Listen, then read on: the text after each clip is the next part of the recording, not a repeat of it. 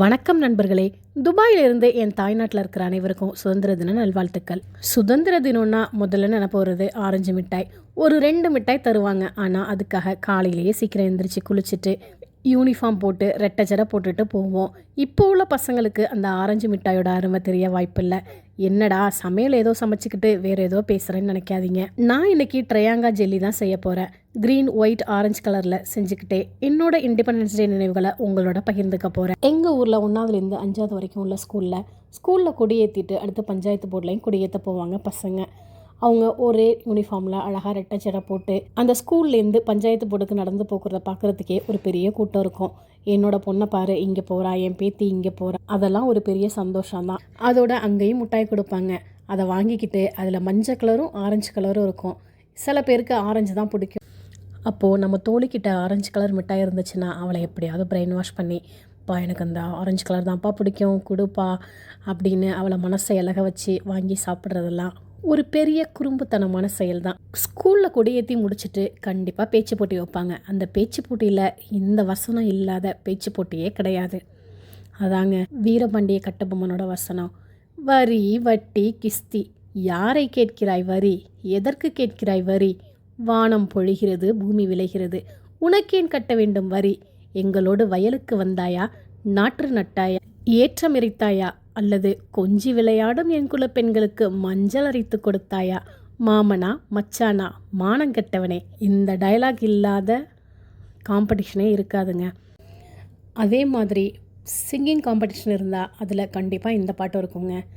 சிந்து நதியின் மிசை நிலவினிலே, கேரள நாட்டிலம் பெண்களுடனே, சுந்தர தெலுங்கினில் பாட்டி சைத்து தோணிகளோட்டிவில்.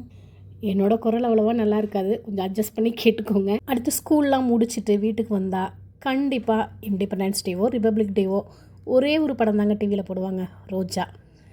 அந்த படத்தை நிறைய தடவை பார்த்துருப்போம்.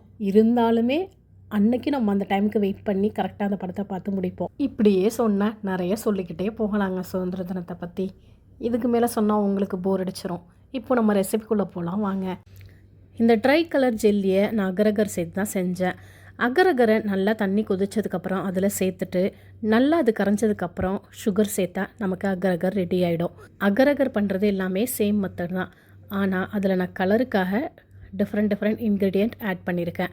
அது என்னன்னு இப்போ எக்ஸ்பிளைன் பண்ணுறேன். ஃபஸ்ட்டு லேயர் வந்துட்டு க்ரீன் கலருக்கு நான் பாதாம் லிக்யூட் யூஸ் பண்ணேன். அப்போது க்ரீன் கலரில் எனக்கு வந்துருச்சு. தேசிய கொடியில் கீழே க்ரீன் இருக்கும்ல அந்த கலர்.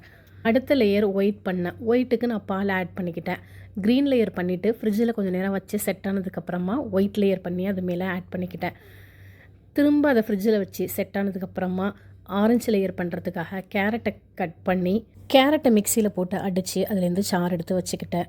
திரும்ப ஜெல்லி பண்ணிவிட்டு அதில் அந்த சாறையும் ஆட் பண்ணோன்னே எனக்கு லைட் ஆரஞ்சு கலர் வந்துச்சு.